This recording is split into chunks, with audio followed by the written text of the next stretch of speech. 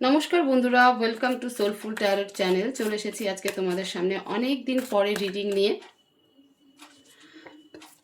শুরু করেছি রিডিং রাশি প্রেডিকশন নিয়ে, যে ডিসেম্বর মাস প্রত্যেক রাশির জন্য ইম্পর্টেন্ট কেন বা কী ঘটতে চলেছে। কারণ বছর শেষ এবং বছরের শেষ মান্থে বা লাস্ট মান্থে আমরা এসে পৌঁছেছি, তো আমাদের সবারই একটা জানার উৎসুকতা যে সারা বছর তো এমনই গেল, তো লাস্ট মাসে আমাদের আর কি ঘটতে চলেছে বা ইম্পর্টেন্ট কী হতে চলেছে। কোনো স্পেসিফিক টপিক নয়, কার্ড যেমন আসবে তেমনই আমি বলার চেষ্টা করে বলবো। ওকে, তো তোমরা প্রে করো এবং মন শান্ত রাখো, যাতে আমি তোমাদের এনার্জির সাথে কানেক্ট করতে পারি। নিজের ঈশ্বরকে, শক্তিকে, ডিভাইনকে, ইউনিভার্সকে প্রে করো, উনি যেন আজকের এই রিডিং থ্রু সঠিক গাইডেন্স দেয়, তোমাদেরকে সঠিক মেসেজ দেয়। মেষ থেকে তুলা আমার আপলোড হয়ে গেছে, তোমরা যারা এখনও চেক আউট করোনি অবশ্যই দেখো, সেখানে তোমাদের জন্য ইম্পর্টেন্ট মেসেজ অবশ্যই থাকবে। এখন আমরা দেখব বৃশ্চিক রাশি বা স্করপিও রাশি। ওকে, প্লিজ ডিভাইন আমাকে গাইড করো। বৃশ্চিক রাশির জন্য ডিসেম্বর মাস ইম্পর্টেন্ট কেন, বা বৃশ্চিক রাশির ডিসেম্বর মাসে ইম্পর্টেন্ট কি হতে চলেছে। প্লিজ ডিভাইন আমাকে মেসেজ দাও। Ace of Wands, Knight of Swords, Wheel of Fortune, Four of Wands. Wow, currently তো সেলিব্রেশন মোডে বৃশ্চিক রাশি। হ্যাঁ, কোনো রকম সেলিব্রেশন বাড়িতে চলছে বা তোমার লাইফে সেলিব্রেশন মোমেন্ট আসছে, স্পেশালি ম্যারেজ রিলেটেড। হয়তো তোমার বাড়িতে ম্যারেজ ইভেন্ট হচ্ছে বা তোমার নিজের ম্যারেজ ফিক্স হয়েছে, সেলিব্রেশনে আছো, মন খুশি, সবাই আনন্দ, তুমিও আনন্দ। ডিসেম্বর মাসে কি হতে চলছে? ডিসেম্বর মাসে দেখো, এই এনার্জি থেকেই পুরো ডিসেম্বর মাসটা চলবে, সেই এনার্জির সাথেই কানেক্টেড থাকবে তোমাদের পুরো ডিসেম্বর মাস। এস অফ ওয়ান্ডস আমাকে এটাই দেখায় যে তোমরা নতুন কোনো কিছু শুরু করতে চলেছো।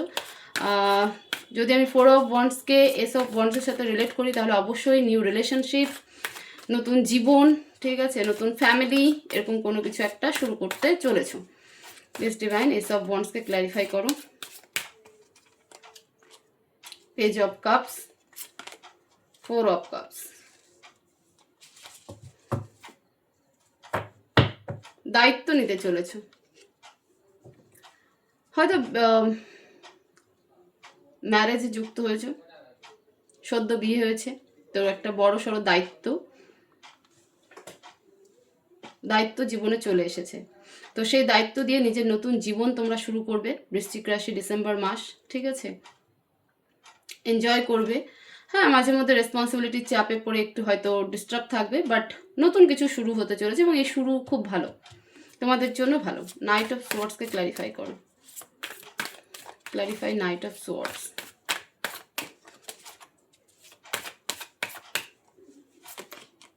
King of cups,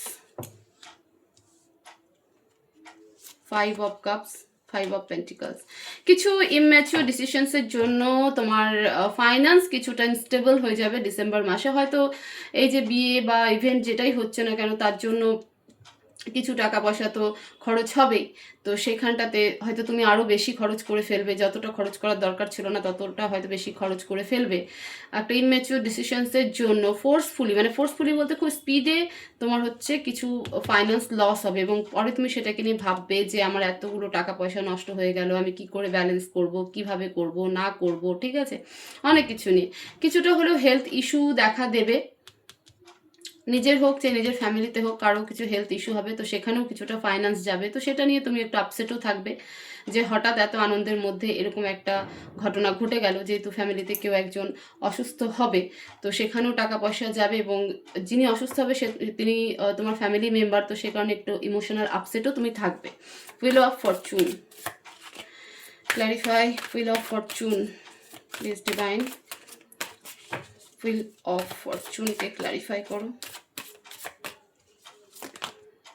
Three of Pentacles, Ten of Swords, Page of Wands.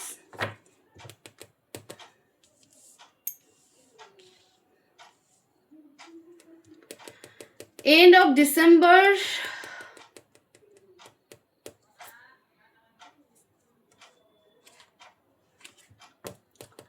And of ডিসেম্বরটা দেখো সব মিলিয়ে বলবো বৃশ্চিক রাশি যে 50-50। ভালোর যদি কিছু, যেরকম কোনো ইভেন্ট হচ্ছে, খুব আনন্দ ফুর্তিতে আছো, সেটা যেমন তোমাদের লাইফে খুব 50% ভালো বা 50% পজিটিভ, 50% নেগেটিভ হচ্ছে যে ফ্যামিলিতে কেউ তো একজন হেলথ ইস্যুতে যাবে। ঠিক আছে, ফ্যামিলির কেউ একজন হেলথ ইস্যুতে যাবে এবং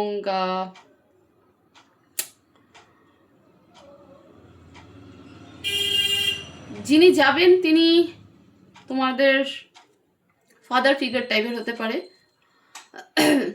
বাবা, কাকা, জেঠু, এরকম কেউ একজন হতে পারে। সময়টা সাডেন তোমাদের ডিসেম্বর মাসে ঘুরে যাবে এবং সেই টাফ টাইমটা তোমাদের কাটানোটা ভীষণ ডিফিকাল্ট হবে বৃশ্চিক রাশি। 10 অফ সোয়ার্ডসকে ক্ল্যারিফাই করো, clarify 10 of swords.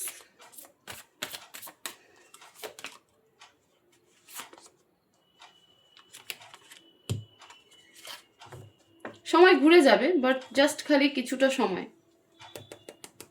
End of December, মোটামুটি ধরো ডিসেম্বরের 20 থেকে 31 তারিখ বা জানুয়ারির ফার্স্ট উইক পর্যন্ত।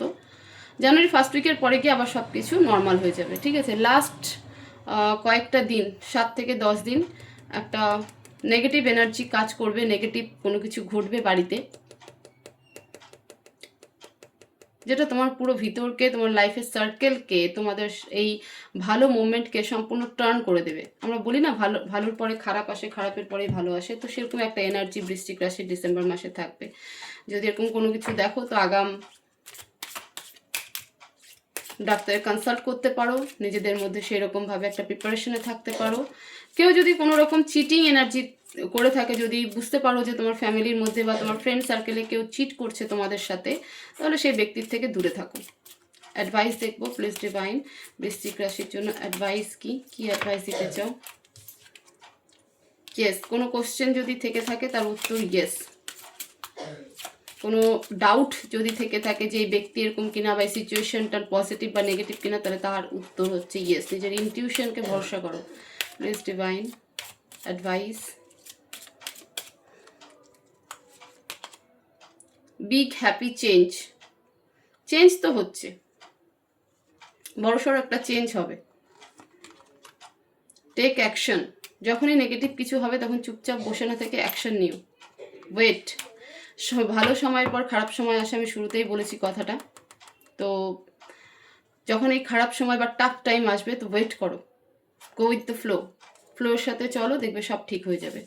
তো এই ছিল বৃশ্চিক রাশির ডিসেম্বর মাসের প্রেডিকশন। হোপফুলি এই ভিডিও তোমাদেরকে প্রচুর হেল্প করবে, ইনফর্ম করবে, তোমাদের আগে থেকে অ্যালার্ট করবে। তো ভিডিও ভালো লেগে থাকলে অবশ্যই ভিডিওকে লাইক করো, শেয়ার করো, কমেন্ট করো এবং চ্যানেলকে অবশ্যই সাবস্ক্রাইব করো। সবাই ভালো থেকো, সুস্থ থেকো, দেখা হবে নেক্সট ভিডিওতে। Thank you so much.